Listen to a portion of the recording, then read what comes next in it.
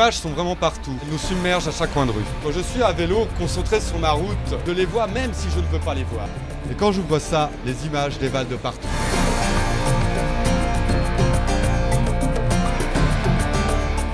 Personnellement, ça fait de très nombreuses années que les images des médias m'irritent. Je ne savais pas comment en parler avec mes classes. À partir des années 80, j'ai vu que de plus en plus de filles copiaient les attitudes, les façons de parler, gestuelles, des films.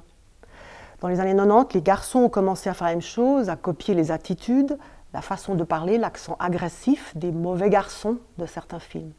Plus ils étaient en difficulté scolaire, plus cette tendance était marquée. Avec les ateliers décodimage, j'ai réussi à avancer moi-même chaque fois, à mieux comprendre pourquoi j'étais irritée, pourquoi mes élèves aussi étaient irrités aussi, ils l'exprimaient, par des jeux de rôle, par des analyses, des stéréotypes. On a réussi à mieux comprendre, à développer notre attitude critique qui est de plus en plus indispensable dans la société actuelle qui nous envahit d'images partout, dans la rue, à l'intérieur et même dans les classes.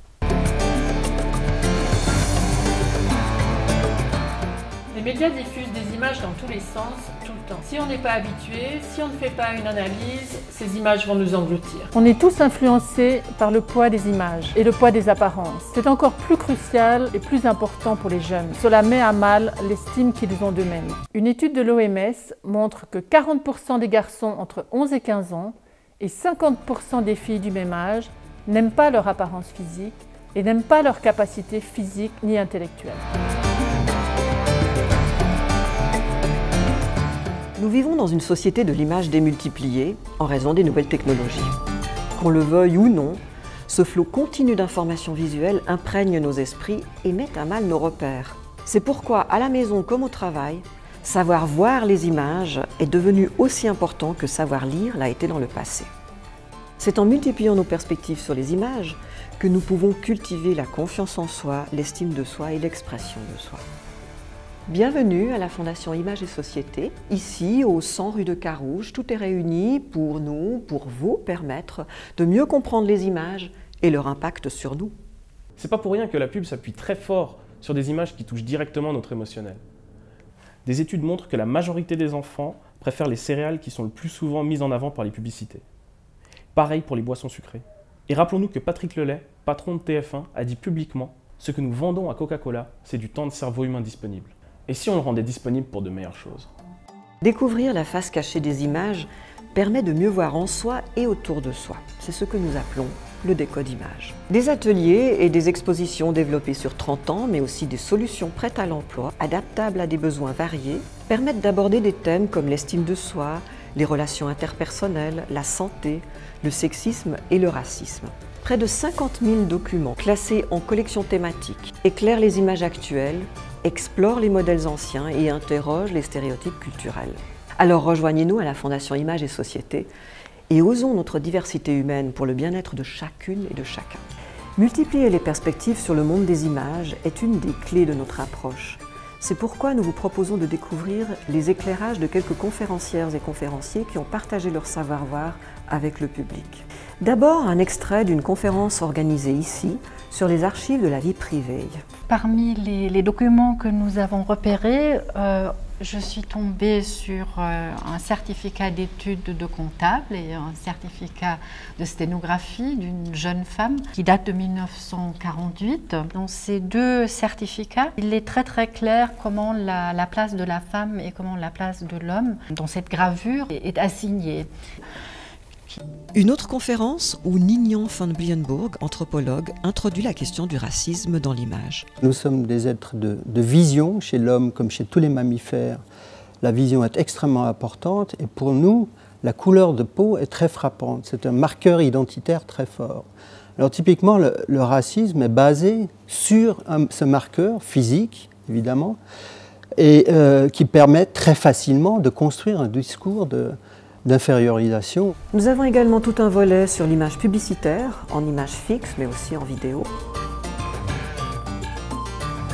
Et aussi un clip plus historique qui nous renseigne sur les particularités des affiches à la fin du 19e siècle et sur la toute nouvelle industrie du vélo. Écoutons-en un extrait. Lorsqu'on va chercher de se créer un marché dans un marché si riche de concurrence, il faut de la publicité. D'où une abondance extraordinaire d'affiches publicitaires des vélos qui ont été éditées en France dans les 15 dernières années du 19e siècle. Les images de mode et les modèles de minceur que nous voyons partout au quotidien ont des conséquences étonnantes.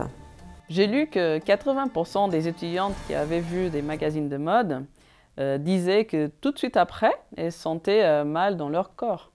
Alors que les étudiantes qui avaient vu des images d'actualité ne se sentaient pas plus mal que ça dans leur corps. Les Noirs et les Asiatiques sont rares dans les magazines.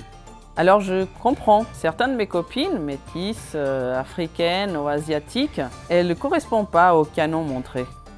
Et elles finissent par se sentir mal avec leur apparence. Bien sûr, l'image, c'est aussi la photo sous toutes ses formes, et une historienne de la photographie nous en parle dans un de nos clips. On sait qu'aujourd'hui, en 2015, on produit énormément d'images, mais on les partage aussi d'une autre manière, avec notamment Internet. Le chiffre que j'ai vu récemment, notamment, était Facebook et 350 millions d'images partagées chaque jour.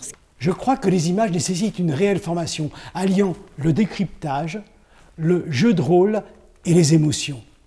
On pourrait créer un nouveau jeu, découvrir la face cachée des images, le jeu pour vivre malin à tout âge. Parce que savoir voir, c'est vraiment le sport du XXIe siècle.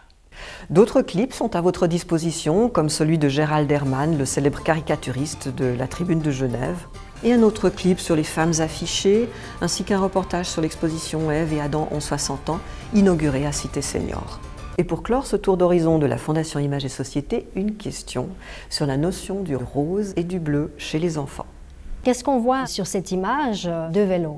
Un rose, un bleu, à première vue semblable, sauf qu'on se dit il y en a un pour les filles, le rose, il y en a un pour les garçons. Quand on regarde de plus près, on se rend compte que ce n'est pas du tout les mêmes vélos. Ce n'est pas simplement une différence de couleur. Et quelle différence voyez-vous ? Vous avez deux vélos, ce sont des dessins d'enfants. L'enseignant a demandé aux élèves de colorier ces vélos. Comment l'ont-ils imaginé et décrit ? Vous avez ici un tableau de Philippe de Champaigne du XVIIe siècle. C'est un tableau que j'aime beaucoup parce qu'il est très questionnant. Je l'utilise souvent pour mes cours et la question que je pose c'est combien y a-t-il de filles, combien y a-t-il de garçons ? Et vous, qu'en pensez-vous ? info@imagesociété.org. Nous posons les questions qui vous font découvrir la face cachée des images.